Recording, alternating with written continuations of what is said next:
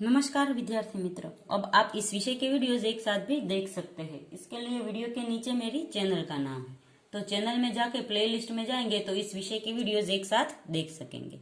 तो बच्चों, आज के वीडियो में हम सीखेंगे हिंदी कक्षा 9 का पाठ नंबर 8, गुलमर्ग की खिड़की से एक रात। और लेखक का नाम है मोहन राकेश। तो यह गुलमर्ग की खिड़की से एक रात वो लिया गया है परिवेश से।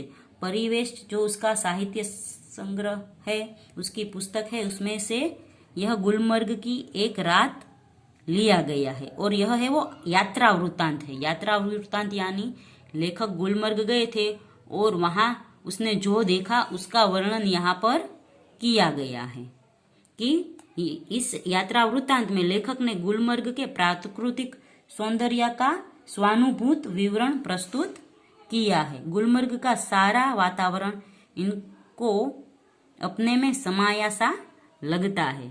गुलमर्ग की एक रात का अकल्पनीय सौंदर्य इनसे भुलाया ही नहीं जाता। कुछ जगहें होती है जिन्हें आंख एक बार देखती है तो चौंक उठती है, फिर धीरे धीरे परिचित होकर उदासीन हो जाती है। गुलमर्ग ऐसी ही जगह नहीं है। गुलमर्ग है वो ऐसी जगह नहीं, वहां जाकर वो देखती है तो उसने उसका जो सौंदर्य देखता है तो लेखक को लगता है कि उसने उस सौंदर्य को अपने अंदर समा लिया है। मैं जब पहली बार गुलमर्ग गया तो मुझे वहां कुछ भी असाधारण नहीं लगा। एक खुला सपाट मैदान, देवदार के घने झुरमुट, और बस तभी मैं घंटे भर में सारा गुलमर्ग देख आया था। मगर बाद में महीनों वहां रहने पर एहसास हुआ कि पहली बार तो क्या, बाद में भी कभी उस स्थान को पूरा नहीं देख पाया। उसे पूरा कभी देखा ही नहीं जा सकता। शायद यही कारण है कि गुलमर्ग में रहकर वहां के साथ व्यक्ति की आत्मीयता धीरे धीरे इतनी गहरी हो जाती है कि वह अपने को भी उस सपाट मैदान के एक हिस्से के रूप में ही देखने लगता है। तो लेखक कहते हैं कि गुलमर्ग को मैंने पहली बार देखा था तो मुझे लगा कि सारा गुलमर्ग देख लिया, पर ऐसा नहीं है। जितना मैं उसे देखता जाता हूँ, जानता जाता हूँ, फिर भी मुझे ऐसा नहीं लगता कि मैंने पूरा जान लिया है। कांपती तितलियों, उठते बादलों और बर्फ से चमकती पहाड़ियों की तरह। दूसरी ओर वह पूरा विस्तार जिसमें वह स्वयं भी रहता है, उसे अपने में समाया सा लगता है। सूर्योदय और सूर्यास्त दोनों संध्याएं, घना कोहरा, पीली धूप और सब कुछ। इसलिए जब व्यक्ति गुलमर्ग में से चलता है तो एहसास होता है कि अपने से ही बिछड़ने का।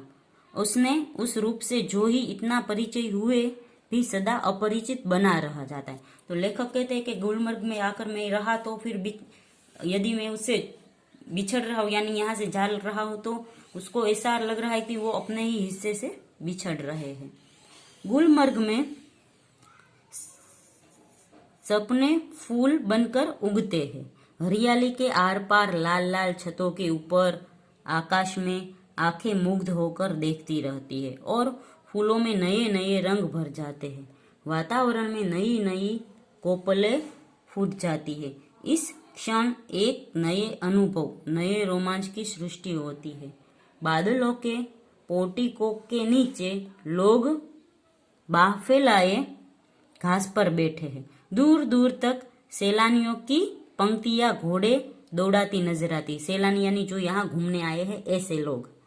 रंगों के कुछ बिंदु हरियाली के पट पर जहां तहां छिटके हैं। सहसा प्रकाश में नन्ही नन्ही पारदर्शक बूंदे पड़ने लगती है। रंगीन बूंदों का पर पूरा विस्तार एक बार सिहर जाता है और अपने को सिमटने लगता है।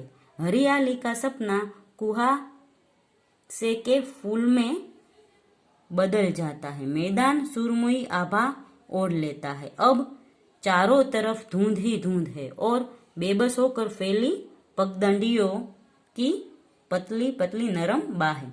जब तक बादल बरसेगा बाह फैली रहेगी, ऐसे ही कोमल, विस्मृत और निडाल। सूरज चमकेगा तो फूल में से नया सपना जन्मेगा। आकाश में बादलों के नन्हे नन्हे द्वीप इधर उधर भटकते फिरेंगे। भेड़ों और बकरियों के रेचड़ पगडंडियों पर टक जाएंगे।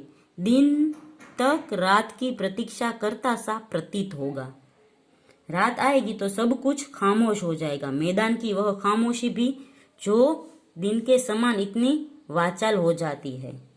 गुलमर्ग की वह रात मुझे कभी नहीं भूलेगी। मैं होटल की खिड़की में खड़ा था।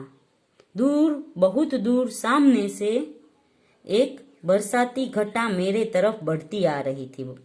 मैं प्रतीक्षा कर रहा था कि कब वह मुझ पर पहुंचे और मुझे उनमें लपेट ले। बरसाती घटा में घिर जाने से बड़ा सुख मैंने बहुत कम जाना है। घटा ऊपर से गिर आए और व्यक्ति को छोटा करके उस पर छा जाए, यह इससे अलग स्थिति है। इस बार आती हुई घटा का हर संकेत मेरे सामने था और मैं उसके बराबर का होकर अपनी खिड़की में खड़ा उसे बुला रहा था कि आ आ आ। मैं तुझसे कमजोर नहीं हूँ। हवा तेज थी मगर घटा तेजी से नहीं बढ़ रही थी। हालांकि तूफान बहुत उठा हुआ था। बार बार जोर की गरज होती थी जिससे धरती और आकाश की शिराएं कांप जाती थी।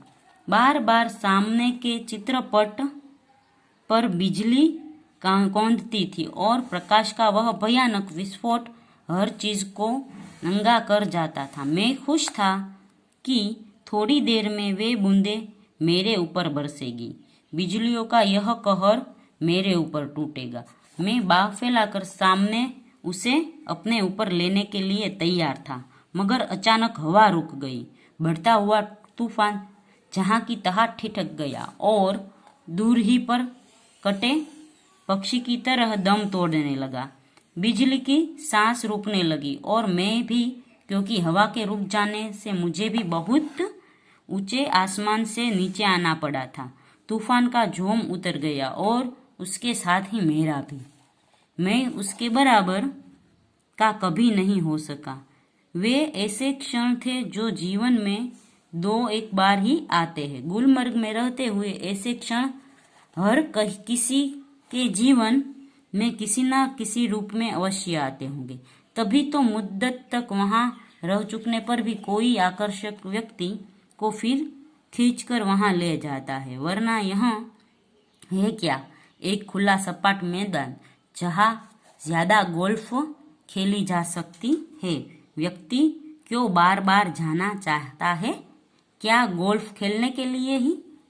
तो यहाँ पर है वो लेखक ने गुलमर्ग के एक खिड़की से एक रात में वर्णन किया है कि वहाँ बरसात का वातावरण है और बरसात उसके यहाँ आते आते रुक जाती है और उसके आजू बाजू के जो सौंदर्य है, उसके होटल के आजू बाजू का सौंदर्य का वर्णन यहाँ पर किया गया है।